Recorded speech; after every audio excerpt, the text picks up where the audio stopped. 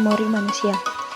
Konspeksi lama tentang memori manusia adalah bahwa memori itu semata-mata hanya tempat penyimpanan informasi dalam waktu yang lama.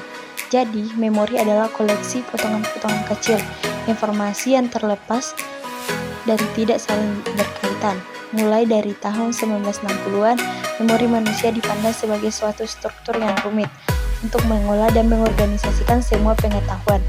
Memori merupakan suatu organisasi dan bukan merupakan gudang yang pasif, tetapi merupakan suatu yang aktif, memilih data dan mengira mana yang akan diolah, mengubah data menjadi informasi yang bermakna, dan menyimpan informasi untuk digunakan di waktu kemudian. B. Komponen belajar. Yang pertama itu perhatian ke stimulus. Pengolahan sistem informasi dalam memori manusia diawali ketika isyarat fisik diterima pencatat sensori melalui indera visual, audio maupun kinestetik. Yang kedua itu mengkode stimulus.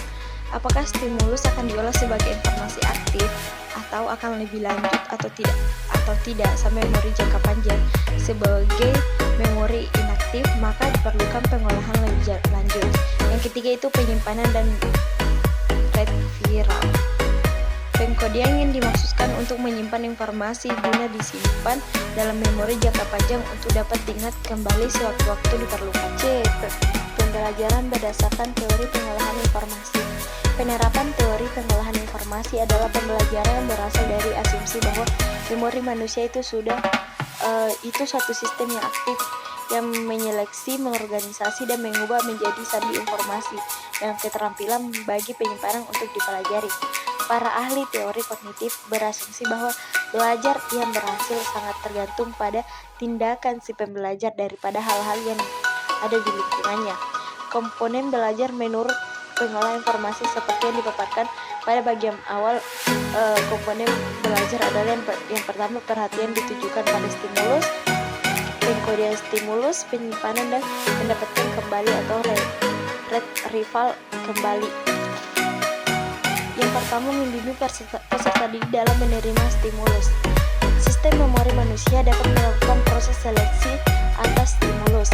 Stimulus yang akan diperhatikannya. Kegiatan pembelajaran yang dapat dilakukan berkaitan dengan membimbing perhatian peserta didik terhadap penerimaan stimulus antara lain: A. Memusatkan perhatian ke stimulus. B. Mengenali secara awal stimulus dengan kode-kode tertentu.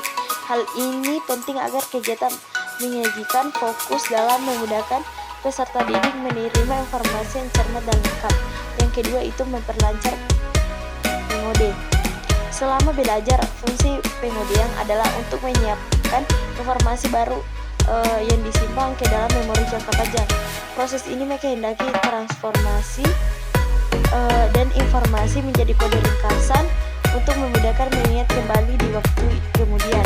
Ada dua rancangan yang berbeda yang dapat memudahkan pengodean, yaitu dengan memberikan pengisyaratan, elaborasi, dan cara titian ingatan sebagai pembantu untuk menyusun sandi. Pandangan ini tersebut bantuan berbasis pembelajaran. Ketiga yaitu memperlancar penyimpanan dan retrieval. Siasat pengodean penting karena dapat meningkatkan kemampuan mengingat kembali kelak. Irama, bunyi, akronim, sajak-sajak kata-kata pokok, citra, visual, semua memberikan pengisyaratan untuk maksud revital bagi peserta didik dalam pembelajaran. Elaborasi berbasis pembelajaran dan elaborasi berbasis peserta didik kemudian memberikan sumbangan dalam mengingat kembali. Proses pemunculan kembali yang telah disimpan dalam ingatan dianalogikakan dengan mekanisme penelusuran, mengemukakan dua tahapan yang dalam melaksanakan penelusuran. Tahap pertama adalah menetapkan informasi yang diinginkan. Yang tahap kedua ada dalam penelusuran ialah yang sebenarnya, yaitu mencakup tindakan peninjauan kembali struktur ingatan dan informasi-informasi yang terkait di dalamnya sampai informasi yang diinginkan didapat. Kesimpulan, Teori pengolahan informasi adalah pendekatan psikologis yang memandang manusia sebagai memproses informasi, mirip dengan komputer. Teori ini berfokus pada bagaimana informasi diterima, disimpan, dan diolah oleh otak. Proses tersebut meliputi tahap penerimaan informasi, penyimpanan dalam memori jangka pendek atau jangka panjang, dan pemanggilan kembali informasi tersebut saat diperlukan.